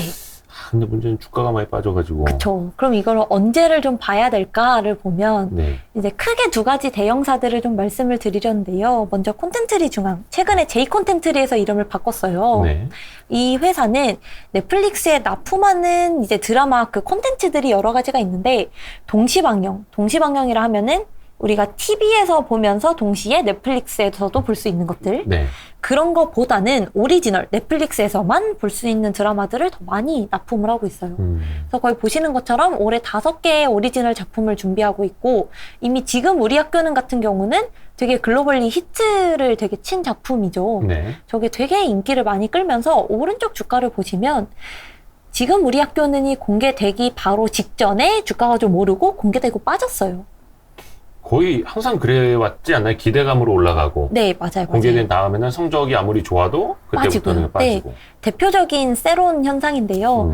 거기에 DP 같은 경우도 DP가 이제 넷플릭스에 납품한 첫 번째 작품이었기 때문에 네. DP 같은 경우는 올랐고 공개되자마자 예. 이제 지옥이 나오고 나서 살짝 빠졌고 예. 그리고 지금 우리 학교는이 나오기 전에 올랐다가 빠졌고 그래서 넷플릭스에 납품하는 게 다 오리지널 작품들이잖아요. 네. 그래서 콘텐츠리 중앙의 투자 포인트를 말씀드리면 왼쪽에 적어드린 이 5개의 작품 라인업이 공개되는 시점에 1, 2주쯤 전에 미리 들어가셔서 미리 조금 담고 계시다가 공개되고 나서 이제 같이 파는 그런 전략이 콘텐츠리 중앙에 좀 더 적합한 것 같습니다. 이미 또 시장은 그렇게 하고 있고. 네. 그래서 공개되고 들어가면 너무 늦어요. 아, 전에. 그럼요. 네. 저는 뭐 딱히 이벤트 드리븐이라고 하기도 뭐하고 네. 뭐 어쩔 수 없이 이제 뉴스에 팔아라. 그러니까 모든 게 맞아요. 공개됐을 때 이제 그쵸. 매도 물량들이 좀 나오는 이런 것 때문에 네. 좀 아는 분들은 그 후에 뛰어들지는 않는데 간혹 이제 초보분들이 맞아요. 이게 참 안타까운 현실이에요. 사실 우리 시장에서는. 그쵸. 네네. 이게 참 정보가 네. 공평하게 가야 되는데요. 근데 또 뭐 이런 공개 스케줄은 다 나온 거니까. 그렇죠? 네, 맞습니다. 네. 그래서 우선 그 콘텐츠리 중앙은 근데 이제 드려야 하는 게 네. 실적은 안 좋아요. 숫자가 별로 그렇게 흑자를 잘 못 내죠. 네, 적자를 탈피하기가 쉽지가 않아요. 왜 그런 거예요? 그 이유가 여기 콘텐츠리 중앙이 이제 사업을 확장하려고 국내 작은 제작사들 여러 개를 작년 7월에 인수를 했어요. 아, 네. 근데 인수를 할 때 우리가 보통 이제 인수할 때 제값만 주고 사면 사실 매각을 안 하잖아요. 프리미엄을 얹어서 인수를 해야 된단 말이죠. 그러면 이제 프리미엄을 얹고 산 이 경영권에 대해서 우리가 상각을 또 해야 돼요. 그렇죠. 그거가 이제 매 분기마다 한 40억 원씩 발생을 할 수밖에 없는 구조이고요. 거기에다가 최근에 윕이라고 하는, 최근은 아니죠. 작년 7월에 윕이라고 하는 미국 제작사를 인수를 했는데 네. 여기가 아직까지 돈을 못 벌고 있어요. 계속 적자 내고 있는 구조이기 때문에 연결로 들어오면서 실적이 더 까이는 구조이고, 심지어 그 연결로 인수했던 국내 제작사들도 그렇게 돈을 잘 아직 못 벌고 있기 때문에 실적으로는 사실 안 좋아요. 그래서 콘텐츠리 중앙을 말씀드릴 때 투자 포인트는 실적보다는 정말 모멘텀이 될 수 있는 이벤트 플레이를 하셔야 된다. 그래서 가장 최근에 집중할 만한 게 종이의 집. 6월 24일에 공개가 되는데 뒤에서도 말씀드리겠지만 이제 콘텐츠리 중앙 정말 단기로 괜찮을 것 같아요. 근데 그 이후는 이제 좀 더 이벤트를 보시고 들어가시는 게 낫지 않을까. 펀더멘털보다는 모멘텀 플레이에 네. 적합한 되게 맞습니다. 현실적인 조언이에요. 현실적인 조언. 네. 종이의 집은 그게 스페인 드라마 가 원작인 거를 네, 이제 그걸 이제 한국식으로. 한국식으로 네. 바꾸는 거고 그래서 이게 얼마나 또 퀄리티가 나올지는 좀 네. 봐야 되겠고 스튜디오 드래곤도 봐야죠. 스튜디오 드래곤을 저는 조금 더 좋게 보고 있는데요. 네. 근데 여기는 뭐 미리 말씀을 드리면 좋은데 네. 항상 그렇다시피 너무 비싸요. 비싸다는 게 밸류에이션이 비싸니까 잘 안 움직여요. 잘해도 박스권, 못해도 박스권이에요. 그래서 여기는 제가 추천을 드리지만 1, 2, 3분기 동안은 그렇게 크게 오를 만한 모멘텀은 사실 없는 것 같아요. 실적은 계속 좋아지거든요. 근데 실적이 좋다고 해서 주가가 크게 올랐던 회사가 아니기 때문에 그러면 이 박스를 뚫을 만한 사건이 뭐가 있을까를 봤을 때 4분기에 미국 드라마가 있거든요. 이제 뒤에서 또 말씀을 드릴 건데 미국 드라마가 뭐냐면 미국 시장의 드라마가 우리가 스튜디오 드래곤 제작진이 직접 미국 시장의 드라마를 공개를 하는 거예요. 미국 사람들을 가지고 네. 배우, 감독, 제작진 다 미국인들 가지고 그렇게 되면 스튜디오 드래곤을 이렇게 롱텀으로 봤을 때 18년도에 중국 시장에 처음 진입했을 때 주가가 이제 리레이팅 되기 시작했거든요. 네. 그러니까 새로운 시장에 진입한다라는 측면에서 4분기쯤부터는 좀 기대해 볼 만한 주가 상승이 나올 것 같고요. 그 외에 이 회사가 그 전에 2, 3분기에 뭐가 좋냐면 거기 영업이익 이제 도표를 보시면 2, 3, 4분기 영업이익이 굉장히 좋아요. 특히 2분기가 영업이익이 굉장히 좋죠. 네. 올해 2분기가 영업이익이 최소 저는 240억을 보고 있고 네. 아무리 못해도 최소 200억 정도는 나올 수 있을 걸로 보는 게 네. 2분기 때 뭐가 추가되냐? 디즈니로 구작 신작이 또 반영이 돼요. 처음으로 들어가는 거거든요. 디즈니로. 네. 그래서 디즈니는 아무래도 넷플릭스보다 후발주자니까 좀 더 잘 쳐줘요. 값을. 네, 그래야 우리한테 올 거잖아요. 아하. 그래서 디즈니 신작이 올해 처음으로 2분기에 판매가 됐고 구작, 옛날 작품들도 디즈니에 되게 많이 팔았어요. 네. 구작은 특징이 뭐냐면 이게 작품이 이미 비용 처리가 끝났어요. 그러니까 구작을 팔면 바로 이익에 붙는 매출들이거든요. 다만 신작보다는 규모는 작겠죠. 네, 최신기 네. 아니니까요. 그렇죠. 그래서 그런 구작들이 많이 붙으면서 이익이 좀 개선이 되고 있는 그림이고요. 스튜디오 드래곤을 좀 더 롱으로 기대할 만한 게 오른쪽에 보시면 지금 판매 매출이 2, 3, 4분기 엄청 오르고 있죠. 네. 그러니까 점점 해외 판매가 점점 늘어나고 있고 판매 매출이라는 거는 그러니까 드라마 판매? 네. 예. 해외에다가 뭐 넷플릭스라든지 디즈니라든지 해외에다가 혹은 국내에다가 판매하는 그 매출이 늘어나고 있어요. 결국 스튜디오 드래곤의 실적 성장은 판매 매출이 어떻게 잘하냐 못하냐에 따라 주가도 실적도 같이 올라가거든요. 네. 그래서 판매 매출이 올라가고 있는 그림이 계속 보여지고 있어서 실적은 잘 나올 거고 그리고 제가 스튜디오 드래곤을 조금 더 롱텀으로 좋게 보는 이유가 되게 신기한 게 2019년도에 넷플릭스랑 장기 공급 계약을 맺었어요. 네. 3년 동안. 네. 근데 그게 뭐냐면 우리가 신작을 매년 7편씩 3년 동안 낼 건데 스타 작가들 막 김은숙 작가라든지 뭐 되게 유명하신 분들 있잖아요. 홍자매. 네. 이런 분들에 한해서 넷플릭스 오리지널을 만들 때 받는 마진을 통상적으로 받는 15, 20%가 아니라 30, 40%까지도 받게 해줘라. 이런 계약을 이미 19년도에 체결을 했어요. 그런데 이 스타 작가 김은숙 작가님이 쓰시는 오리지널이 2023년도에 방영이 될 예정입니다. 그러니까 계속 말씀드리는 것처럼 드래곤은 4분기부터 뭔가 좀 리레이팅 될 요소들이 많이 남아있는 거죠. 그래서 뭐 지금 들어가시는 것도 나쁘진 않은데 나는 뭔가 조금 더 있다가 지금 빠지는 게 마음이 아플 것 같다 한다면 4분기쯤 돼서 들어가시면은 드래곤은 좀 더 좋지 않을까? 친절하게 또 시점까지. 아, 고맙습니다. 추천을 드립니다. 네. 참 그 스튜디오 드래곤이었던 게 얼마 전에 드라마 제작사 하나 더 분사시킨다고 해서 논란이 됐던 게 그게 스튜디오 드래곤이었던가요? 어디 딴 데였던가요? CJ ENM. 그 CJ ENM이었던. 네. CJ ENM이었다. 맞아요. 헷갈렸다. 그래서 제작사 이제 제3 신설 스튜디오를 새로 네네네. 만든다는 것 때문에 굉장히 논란이 많았어요.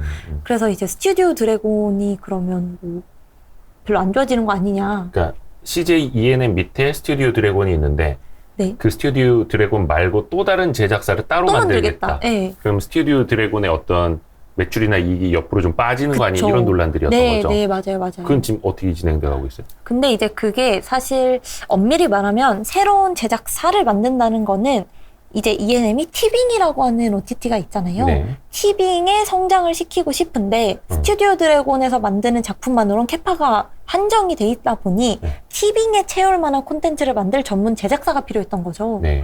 그래서 그 새로 만드는 스튜디오는 드래곤하고는 전혀 겹치는 분야가 없고 우리는 영화나 애니메이션 아니면 쇼폼, 미드폼, 짧은 영상들 네. 이런 거 위주로 만들 거고 티빙이라든지 OTT 플랫폼 납품용으로 만드는 제작사인 거지 전혀 드래곤하고 관련이 없다 이런 식으로 얘기를 하고는 있는 상황이지만 뭐 그런 것과는 별개로 그런 것도 있고 이제 그런 것과는 별개로 전 ENM보다는 스튜디오 드래곤을 훨씬 좋게 보고 있습니다.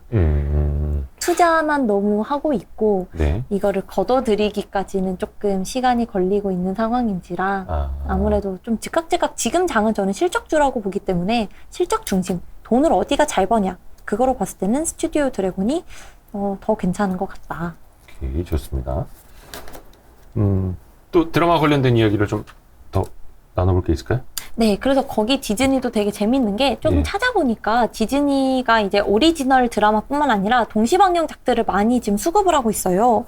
근데 거기 보시는 게 되게 재밌는 게 장르까지 제가 적어놓은 이유가 디즈니가 넷플릭스랑은 다르게 좀 장르물보다는 약간 로맨스 요런 쪽에 조금 더 집중이 되어 있는 것 같아요. 그래서 디즈니가 로맨스 작품들을 수급을 하기 때문에 네. 굳이 장르물이 아니더라도 제작사들 장르물은 제작비가 많이 들어가잖아요. 네. 근데 로맨스는 그렇게까지 많이 들어가진 않거든요. 그렇죠. 그렇기 때문에 굳이 장르물이 아니더라도 제작사들이 디즈니에다가 로맨스를 팔 수 있기 때문에 좀 마진 상승도 기대할 수 있는 부분이 있고요. 그리고 앞에서 말씀드린 것처럼 디즈니가 후발주자이기 때문에 좀 더 리쿰률의 상승을 기대해볼 부분도 있다. 그리고 디즈니도 넷플릭스에 버금갈 정도로 한국 시장에 투자를 많이 하고 있는 상황이기 때문에 전방으로 봤을 때는 제작사가 전혀 어려운 상황은 아닙니다. 그 말씀하신 그 리쿱이라는 개념은 참 뭐라고 이해하면 되죠? 참? 리쿱이라는 게 이제 쉽게 생각해서 얼마에 사간다라는 개념이에요. 네. 그래서 보통 이제 전체 제작비를 예를 들어서 100%라고 놓고 봤을 때 리쿰율이 넷플릭스가 뭐 예를 들어 리쿰율 50%를 줬다라고 하는 거는 전체 제작비 중에 절반을 넷플릭스가 주고 이 드라마 판권을 사갔다. 이런 의미로 이해하시면 되고 당연히 이 리쿰율은 오를수록 당연히 제작사는 좋은 거겠죠.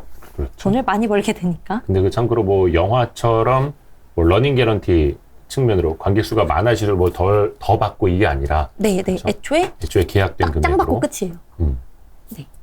그래서 사실은 어떻게 보면 넷플릭스나 디즈니 플러스에서 굉장히 흥행을 했다. 글로벌 몇 위에 올라갔다라는 게 당장 이 회사 실적하고 뭐 좋아지고 나빠지고는 없는 거잖아요. 네. 이미 계약된 금액만큼만 네. 판 거기 때문에. 다만 그 뭐 다음 짝이라든지 이런 쪽으로 이제 기대가 더 몰리는 네. 거고. 그래서 드라마 같은 경우도 보실 때 이건 대형사뿐만 아니라 중소형사도 마찬가지인 게 말씀하신 것처럼 이게 잘 된다고 해서 추가 러닝 개런티를 받는 구조가 아니기 때문에 어떤 드라마가 어떤 플랫폼에 팔렸대 기사가 나오는 그 시점이 오히려 매매할 수 있는 시기예요. 아, 어떤 드라마를 계약했다라거나 네. 어떤 공시가 작품을 네. 얼마에 팔렸다, 어떤 플랫폼에 팔았다. 이게 보통은 웬만한 라인업들이 다 공개돼 있기 때문에 내가 이 회사 관심이 있고 이 작품이 잘 될 것 같아 라고 항상 이 작품을 트래킹 하시면서 담아두고 계시다가 이거는 왠지 내 생각에 이 정도 규모면 여기 팔릴 것 같아. 그래서 계속 기다리시다가 공시나 기사가 나오면 그때 팍 뛰거든요. 그때 팔고. 이런 식으로 제작사는 좀 더 미리 들어가셔서 좀 보셔야 될 것 같아요. 부지런해야 되네요. 네, 부지런해야죠. 좋습니다. 이 구작 열풍이라는 거는 뭐예요? 앞에서도 살짝 말씀드린 것처럼 구작. 그러니까 지금 당장 완전 따끈따끈한 방송이 아니라 한 번 방영이 되고 끝난 것들. 아까 그 앨범 같은 경우에는 구보 같은 거죠. 네. 구보라고 했는데 이 드라마는 구작. 네. 구들이 이익 네. 기여가 높아요. 비용이 따로 들어가지가 않기 때문에. 이미 비용 처리는 다 네. 끝내놨고. 네. 이미 이 관련해서 나올 수 있는 돈은 다 떨어놓은 상황에서 위에 매출단만 기여를 하는 거니까 당연히 이익 기여도가 높을 수밖에 없고요. 그래서 스튜디오 드래곤을 제가 계속 좋다고 말씀드리는 이유가 올해 2분기만 보더라도 전체 해외 판매 100%라고 봤을 때 이 구작이 차지하는 비중이 34% 정도가 될 걸로 보고 있습니다. 구작만 차지하는 비중이 34%라서 이 얘기는 다시 말하면 그냥 이익단에 그대로 붙는 매출이 30% 늘어나는 거예요. 그러니까 당연히 좋아질 수밖에 없고 구작 같은 경우는 특히 오른쪽에 보시는 여신강림이랑 유미의 세포들 이게 1분기에 스튜디오 드래곤이 일본에 되게 크게 팔았어요. 판권만 판 거네요, 이거는? 그쵸. 판권을 이제 여신강림 유미의 세포들은 넷플릭스, 디즈니 어디에도 없었거든요. 네. 그러니까 해외 판매를 할 수가 있었고 유넥스트라고 하는 일본 로컬 OTT, 아마존 프라임이라고 하는 일본에 쓰는 OTT에다가 비싸게 판 거예요. 구작들을. 리메이크. 아니요, 그냥 한국 작품 그대로. 한국 작품이요? 네, 저 차은우, 김고은 그대로 한국 사람 그대로. 아, 죄송합니다. 일본 배우인 줄 알았네. 저렇게 잘생긴 사람은 한국 배우죠. 예, 제가 잘못했습니다. 그런 식으로 이제 구작들도 많이 팔려나가고 있고. 네. 앞에서 이야기해 주셨던 이제 미국 시장. 네, 드디어 미국이 열리고 있는데 미국이 중요한 이유는 보시는 것처럼 첫 번째 이 도표에서 보시는 것처럼 회당 제작비가 미국은 한국의 최소 5배에서 10배까지도 커져요. 그러니까 그냥 로맨스 작품 하나 만들어도 네. 우리나라 블록버스터급의 그쵸. 제작비가 드는 게 네. 미국이죠. 네. 그래서 한국에서는 지금 비싸다고 하는 게 이제서야 회당 30억 정도까지 올라왔어요. 오징어 게임이라든지 뭐 스위트홈 정도. 그런데 미국에서는 싼 게 50억이거든요.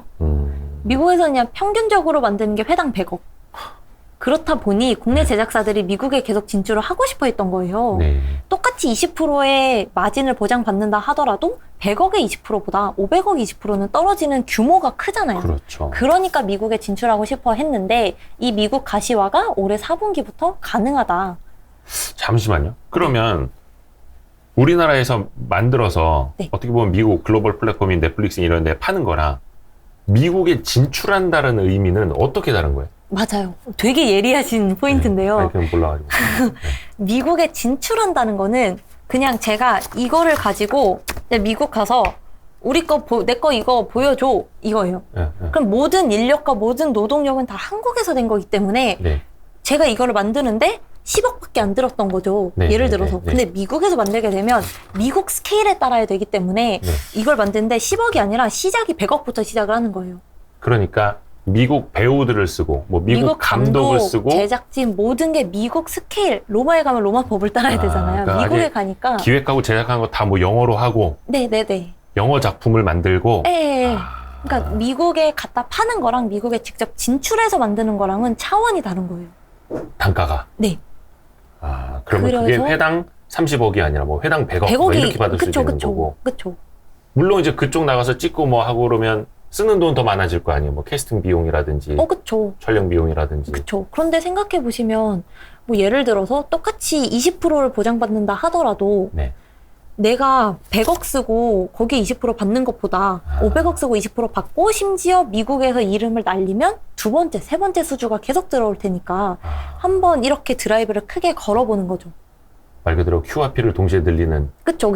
여기서만 제한적이면은 돈을 얼마 못 버니까 새로운 시장에 진출하는 거고, 그게 올해 4분기 스튜디오 드래곤이 이제 가시화가 드디어 된다. 그게 스튜디오 드래곤부터예요? 딴 데는 없고? 네. 이게 되게 어려워요. 미국 저기 있는 저 배우진 다 네. 이제 한국인이 아니죠. 그냥 다 정말. 그러네. 한국인이 네. 아니네. 그냥 미국 사람들을 가지고 만든 미국 드라마예요. 그냥 제작 참여진으로만 스튜디오 드래곤 인력이 들어간 거고. 스튜디오 드래곤에 뭐 약간 뭐 제작진과 자본이라든지 이런 게 들어가는 작가 것 뿐이지. 일부가 들어가지만 모든 게 다 미국 사람. 그냥 미국 작품? 네, 그냥 미국 드라마예요, 정말로. 근데 이게 애플 TV 플러스 미국 본토에 이제 방영이 될 예정이고, 근데 이게 시트콤이거든요. 저게 더 빅도프라이즈라고 하는 게 책이 원작인데, 네. 이게 30분짜리 드라마라서 아까 말씀드린 것처럼 일반 60분짜리 드라마면 보통 회당 100억인데 네. 30분이니까 절반에서 50억. 예. 회당 50억짜리에 10부작 해서 총 500억짜리 드라마인 거고요. 그런데 스튜디오 드래곤이 혼자서 미국에서 이걸 하기 쉽지 않잖아요. 그렇죠. 그래서 미국의 파트너사라고 하는 이제 스카이댄스라고 하는 미국 제작사가 있어요. 네. 여기랑 같이 만들게 되고요. 네. 그래서 둘이 돈도 절반씩 사이좋게 250억 내고 네. 거기에서 받게 되는 마진도 50%씩 받게 되는 구조. 아하. 그래서 이 드라마 하나만으로 실적이 얼마나 들어올까? 4분기 실적에 제 추정치 기준으로 최소 60억 이상은 기여할 것 같아요. 영업이익 기준으로. 그럼 스튜디오 드래곤이 평균적으로 150억 정도 하는 회사가 하나 팔아서 60억이 들어온다라는 건 되게 이익 체력이 급격히 올라가는 내용인 거죠. 여기 4분기에 뭐라고 표현해? 개봉? 뭐라 할까? 뭐 4분기에 공개가 되는 네. 거예요? 릴리즈가 되는? 네네네. 이 옛날에 옛날도 아니 봉준호 감독이 넷플릭스 투자를 받고 그쪽에서 뭐 작품을 만들거나 옥자. 옥자 네. 같은 거. 그리고 예전에 심영래 감독이 이제 미국에 투자를 받고 왜 웃으세요? 그 얼마나 명작인데. 너무 비워. 용가리 보였어요? 용가리? 저 이 세상에 없었을 때 작품 같은데요. 그 정도까지는 아니고. 옛날에 용가리하고 비워를 저는 다 극장 가서 봤기 때문에 예. 디원은 저도 그걸 전문용어로 이제 국뽕이라고 하는데 마지막에 엔딩 크레딧에 아리랑 나옵니다. 차오르네요. 예, 엔딩 국뽕이 차오르네요. 타이틀 올라갈 때 아리랑 나옵니다. 그때 눈물 납니다. 어릴 때였고요. 자, 미국 이야기 좀 더 해주세요. 이것도 많네요. 뭐 다른 데들도. 네, 맞아요. 그런데 앞에서 말씀드린 게 이제 스튜디오 드래곤은 자기가 직접 미국에서 드라마를 만드는 직접 진출을 한다면 네. CJ ENM이랑 콘텐츠리 중앙도 미국에 뭔가를 하고는 있어요. 다만 간접 진출. 간접 진출이 뭐냐? 미국 제작사를 인수를 한 거죠. 그러니까 약간 방식이 좀 달라요. 스튜디오 드래곤은 직접 미국 가서 몸으로 뛰는 거고 이 나머지 두 회사들은 제작사를 인수해서 그 제작사에서 만드는 미국 드라마를 우리 실적에 편입시키겠다. 약간 이런 느낌인 거죠. 뭐 선택의 문제고. 자, CJ ENM하고 콘텐츠리 중앙은 그런 식으로 이제 인수를 해서. 네. 그래서 이제 뭔가 실적에 기여하는 걸로는 올해는 좀 쉽진 않을 것 같아요. 아무래도 그 미국 제작사 ENM이 인수한 회사가 어디냐면 엔데버 콘텐츠라고 네. 그 라라랜드 만든 회사거든요. 네. 라라랜드랑 좀 마이너한 영화긴 한데 뭐 콜미 바이 라라랜드밖에 모르겠습니다. 네, 뭐 어찌됐든. 그런 네. 라라랜드를 만나야 대단한 회사예요. 네. 그런 회사를 인수를 했고 이제 윕이라고 하는 회사는 저기 주요 라인업을 공개 드린 것처럼 네. 우리는 잘 모르지만 이제 미국에서 좀 유명하신 분이 혼자서 세워서 만든 회사고 여기서도 이제 이런 식으로 작품을 많이 만들고 있습니다. 그런데 웹을 이제 콘텐츠리 중앙이 투자를 한 인수를 것이고. 네, 한 거고요. 예. 근데 이제 아무래도 인수하면서 앞에 말씀드린 것처럼 영업권, 프리미엄을 주고 인수했기 때문에 사실 올해 연간으로는 그러니까 올해 분기당 상각 비용이 꽤 나올 것 같아요. 그래서 이제 E&M이나 콘텐츠리 중앙 같은 경우는 좀 실적 면에서는 조금 비용 부담이 많이 나와서 조금 힘들다. 그러니까 그들이 얼마나 이제 연결 실적으로 기여를 하느냐랑 이제 비용으로 얼마나 이제 상각이 되느냐, 뭐 네, 영업권 네. 상각 같은 거 네. 잘 따져봐야겠네요. 네. 조금 투자하기는 어려울 수도 있겠다. 네. 그래서 조금 까다로운 회사들이고요. 근데 이제 미국 OTT 플랫폼들이 한국에 들어오고 있는데 지금 그 티빙에 6월 16일에 파라마운트 플러스 브랜드관이 생겨요. 네. 파라마운트가 미국 CBS 방송사가 운영하는 곳으로 스타트렉, 네. 네. 트랜스포머, 네. 뭐 스펀지밥, 음. 요런 CSI, 요런 유명한 거를 가지고 있는 플랫폼이 이제 티빙이랑 합쳐지게 되는 거고요. 합쳐진다기보단 티빙에서 이제 공개가 되는 네. 거고요. 그래서 지금은 한국 제작사들이 미국에 진출하는 것만 속도감 있게 이루어지는 게 아니라 넷플릭스, 디즈니만 있던 시장에 미국 OTT 플랫폼들이 한국에 점점 더 들어오고 있는 게 확대되고 있다라는 내용입니다. 좋습니다. 그리고 또 우리 이현지 연구님 오랜만에 오셔가지고 이거 또 이제 보내드려야 되는데 빨리 영화 봅시다. 영화. 네, 영화 봅시다 하니까 좀 말이 이상하네. 네. 영화는 왜냐면 지금 이제 리오프닝이 다 돼가지고 네. 또 대작들이 또 연달아 맞습니다. 개봉하고 이러면서 극장들이 분위기가 엄청 좋습니다. 엄청 좋아요. 그리고 또 그 박찬욱 감독님하고 송강호 헤어질 배우님이 결심. 칸에서 브로커. 수상 감독상과 받으셨죠. 나무주연상 어마어마한 일들이 생겨나서 네. 오늘 5월 30날 촬영하고 있는데 뭐 쇼박스 막 급등하고 있고 그쵸. 극장이 좋아요. 좋은데. 이게 또 다 선반영된 거 아닌가 모르겠는데 하여튼 좀 내용 그쵸. 좀 풀어주세요. 좋은데. 예. 결론부터 말씀드리면 좀 더 짧게 보셔야 될 것 같아요. 호흡을 짧게. 이제 엔터랑 제작사에 비해서는 조금 더 짧은 호흡으로 접근하셔야 될 것 같고 그렇게 보는 이유가 이 도표가 되게 재밌는 도표인데 첫 번째 도표 보시면 네. 이번에 닥터 스트레인지뿐만 아니라 범죄도시가 되게 흥행을 했어요. 그렇죠. 예, 벌써 500만 관객을 넘어섰고 그래서 그 둘 흥행 효과로 5월 월 관람객 수가 1000만을 넘었습니다. 이게 얼마만입니까? 예, 2020년 1월은 이제 팬데믹 시작 팬데믹 직전이기 때문에 전 그쵸. 이후 처음으로. 네, 그리고 보통 1분기가 극장에서는 성수기라서 저렇게 많이 나와요. 그런데 그 이후로 2년 동안 1000만을 넘은 적이 없었는데 네. 이번 5월에 처음으로 1000만을 넘으면서 5월만 놓고 봤을 때 극장의 국내 극장 BEP는 달성 가능하다라고 보고 있어요. 굉장히 환경은 좋아요. 근데 그런데 환경은 좋은데. 네, 환경은 좋아요. 그리고 그 다음 페이지도 보시면 여기도 사실 작년에 그러니까 이 팬데믹 기간 동안 가장 흥행했던 작품이 스파이더맨 외화 외국 작품이었거든요. 네. 근데 지금 범죄도시가 개봉한 지 이제 11일 이제 2주도 채 안 됐는데 벌써 500만을 넘었다는 얘기는 스파이더맨보다 더 좋은 실적이 나올 것 같고요. 네. 그렇게 되면 국내 영화가 팬데믹 기간 동안 가장 높은 기록을 세운 게 뭐 과하게 보시는 분들은 1000만까지도 갈 수 있다 보시는데 저는 그것까지는 좀 힘들 것 같고 그래도 한 700~800만까지는 무난히 가지 않을까. 그러면 당연히 극장 5월 시장은 더 좋아질 수밖에 없죠. 네. 그리고 또 좋아지는 게 다음 페이지에 이제 취식이 또 됩니다. 드디어 먹을 수가 있어요. 네. 그래서 관람객이 당연히 많아지면서 매점 매출도 같이 올라오고 있는데 이게 물론 그 일시적인 현상이긴 합니다만 닥터 스트레인지가 개봉했었던 5월 5일 주말에 CGV 그 평균 매점 매출 단가가 3,500원까지 올랐어요. 거기 보시는 것처럼 팬데믹 기간 동안에 평균 단가가 1,800원 정도거든요. 쭉 좀 내려오긴 했는데. 네, 많이 내려왔는데 물론 뭐 5월 5일 어린이날이 뭐 있었기 때문인 것도 있지만 평균 단가가 3,500원까지 올라왔고 평균 단가라는 건 파는 거야 아니면 사람들이 산 거? 객단가 기준? 네, 객단가가 3,800원 정도까지 올라왔고 3,500원 그리고 그 매점 매출이 차지하는 비중 자체가 오른쪽에 보시면 팬데믹 전에는 보통 17, 18% 정도가 꾸준히 유지됐는데 네. 2021년 너무 처참하죠. 10%도 안 되는 상황이에요. 원래 매점으로 많이 남겨 먹었었는데. 네, 팝콘 그거 얼마나 한다고 되게 그러니까 비쌌잖아요. 팝콘 거 한 주먹만한 게 막 5,000원, 7,000원 하고 네, 있구나. 엄청 그걸로 남겨 먹었는데 비중이 저렇게 내려오니까 당연히 극장들이 돈을 못 벌었던 거죠. 네.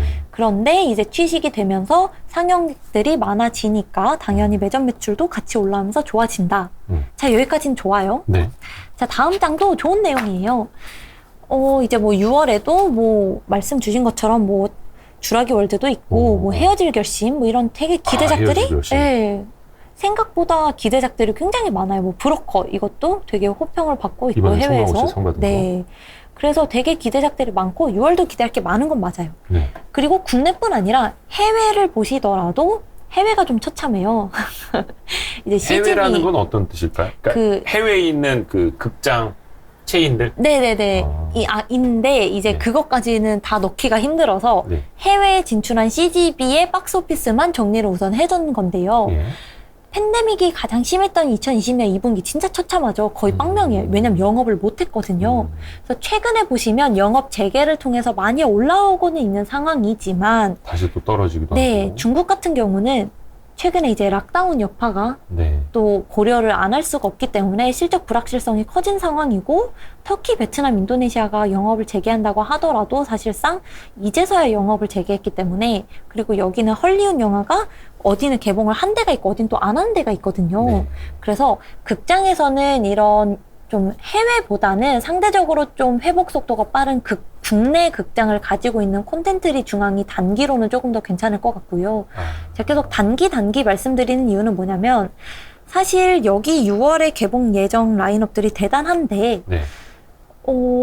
저는 범죄도시만큼의 파급력을 낼 만한 영화가 뭘까를 봤을 땐 사실 좀 일단 칸 영화제 흥행으로는 브로커하고 헤어질 결심은 잘 될 것 같긴 한데 네. 범죄도시만큼 그쵸? 확 몰려갈 것이냐. 그쵸. 이게 초기 범죄도시만큼 파급력이 팍 올라올까를 봤을 때는 사실 아직은 잘 와닿지가 않아서 5월이 우선 물론 6월도 당연히 좋겠지만 5월이 조금 극장에서는 피크를 찍었던 분기 중에서는 4, 5, 6월 중에서는 피크를 찍은 시기가 아닐까. 그렇게 보면 6월보다는 지금 당장 한 달 동안이 좀 괜찮을 것 같고 왜 한 달이라 계속 말씀드리냐. 네. 5월 다 끝났는데 왜 한 달이라고 하냐. 네.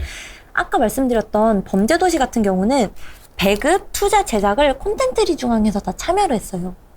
그 얘기인 즉슨 영화관에서 우리가 돈을 버는 게 보통은 극장 사업자랑 배급사만 돈을 버는데 네. 이게 흥행, BEP를 넘어서게 되면 투자사, 제작사도 돈을 받거든요. 네. 그러면 콘텐츠리 중앙은 범죄도시라는 작품 하나 가지고 메가박스라는 극장 사업자, 메가박스 플러스 M이라는 배급사, 투자사, 제작사로의 이익을 다 수취할 수가 있는 거죠. 그리고 앞에서 말씀드렸다시피 종이의 집 6월 24일까지는 좀 더 기대할 만한 모멘텀이 있기 때문에 좀 단기로 괜찮지 않을까? 그런 모멘텀들까지도 고려를 했을 때 그리고 우리가 목표 주가라든지 이런 것들은 이제 앞부분에 잘 이야기를 안 해가지고 한 번씩만 쭉 한번 정리를 해 주실까요? 아니면 뭐 탑픽이라든지 우선 여기에 제가 탑픽들만 넣어놨어요. 엔터에서는 SM이랑 JYP를 좀 추천을 드리고 네. SM의 목표 주가는 10만 원, JYP는 7만 2천 원 네. 말씀드리고 있고 이제 뭐 다시 오겠지만 네. 제작사에서는 스튜디오 드래곤을 추천드리고 있고요. 네. 목표 주가 13만 원입니다. 그리고 뒤에는 사실 콘텐츠리 중앙을 넣진 않았는데요. 여기는 말씀드린 것처럼 단기, 정말 초단기, 이벤트성으로 좀 더 정확하다고, 이벤트성이 좀 더 맞다라고 생각이 들어서 넣지는 않았고요. 네. 그 대신에 좀 담을 만한 종목이 뭐가 있을까를 찾다가 2분기 제일기획을 넣었어요. 이번에 목표 주가를 37,000원으로 상향을 했고요. 오랜만에 들어보네요. 제일기획. 오랜만이죠. 예. 제일기획이 약간 방어주 같은 이제 광고 회사들이 사실 그렇게 돈을 벌 만한 일이 뭐가 있냐라고 하시는데 1분기 때 컨센서스를 상회하는 되게 호실적을 기록을 했어요. 근데 2분기는 더 좋아요. 2분기가 더 좋다는 얘기가 이미 시장에서 컨센서스가 형성된 것보다 더 잘 나올 것 같아요, 실적이. 이렇게 보는 이유가 뭐 제일기획은 사실 광고회사는 2분기가 성수기인 것도 있는데 네. 이제 모 회사가 삼성전자잖아요. 그렇죠. 전자에서 최근에 폴더블 뭐 이것저것 많이 만들고 있잖아요. 네. 뭐 갤럭시 시리즈도 많이 나오고 있고 그리고 무선으로 그러니까 무선이 아니라 가전 비스포크, 네. 뭐 에어드레서, 별거 다 만들고 있잖아요. 그럼 네. 그거의 광고를 누가 담당한다? 제일기획이 한다. 거의 그렇죠. 그쵸. 그리고 이제 해외에서 가장 비중이 큰 30% 정도 차지하는 유럽 같은 경우는 그동안 코로나 때문에 영업을 그러니까 코로나 때문에 좀 회복을 많이 봐야 했던 상황인데, 최근에 이 회복을 넘어서서 오프라인 활동이 많아지면서 오프라인 이벤트들이 많아지고 있어요. 그걸 우리가 BTL이라고 하는데, 네. BTL 물량이 회복이 되는 상황에서 이제 유럽에서 디지털 광고도 많아지고 있고, 그러니까 결국 쉽게 말씀드리면 유럽, 미국, 중국 그냥 해외 진출한 모든 지역에서 작년보다 훨씬 더 30% 이상씩 성장을 하고 있다. 그래서 제일기획이, 그리고 제가 말씀드린 기업들 중에 제일 밸류에이션이 부담이 적어요. 한 13배 정도 되거든요. 그러네요. 2022년 기준으로 PER이 13.8배, 네. 23년 기준으로 가면 12.3배. 네, 그래서 밸류에이션 부담이 가장 낮기 때문에 뭐 앞에 물론 이거는 전통적인 광고 기획사니까. 기획사이긴 하지만 광고 기획사가 전통적이긴 하지만 최근에 많이 바뀌고 있다. 그래서 그냥 조금 부담스럽다 싶으신 분들은 제일기획을 좀 보시면 괜찮을 것 같고요. 좋습니다. 와, 시간이 꽉꽉 찼네. 이현지 연구님 나올 때마다 너무 좋아요. 왜냐면 재미도 있고 알차기도 하고, 또 사실 이게 엔터 산업이 분석하려면은 은근히 어렵더라고요. 어려워요. 우리가 다 아는 뭐 앨범, 가수, 영화 이런 것 같지만 그거를 이제 실적으로 발라보고 그다음에 실전 투자로 아이디어를 이어가기 되게 어려운데, 네. 이현지 연구님이 그걸 아주 쉽게 그냥 쏙쏙 아유, 잘 설명해 주신 것 같습니다. 감사합니다. 우리 항상 유진투자증권에서 큰 도움 주셔가지고 너무 감사드리고, 6월 말까지 맥북 프로 당첨기에 적었던 분들을 봐야겠다. 밑에 저희가 배너를 놓고 있는데, 해외 주식 거래하면은 맥북 프로 당첨기에. 항상 유진투자증권에서 큰 도움 주셔서 너무 감사드리고요. 이현지 연구원은 저희가 자주 모셔야 되는데 또 이제 찾는 데가 많아져가지고 우리 경쟁자들이 많아졌어. 아유, 다음에 한번 또 모셔서 하반기에도 한번 더 네. 뵐게요. 너무 고맙습니다. 감사합니다. 감사합니다. 고생하셨습니다.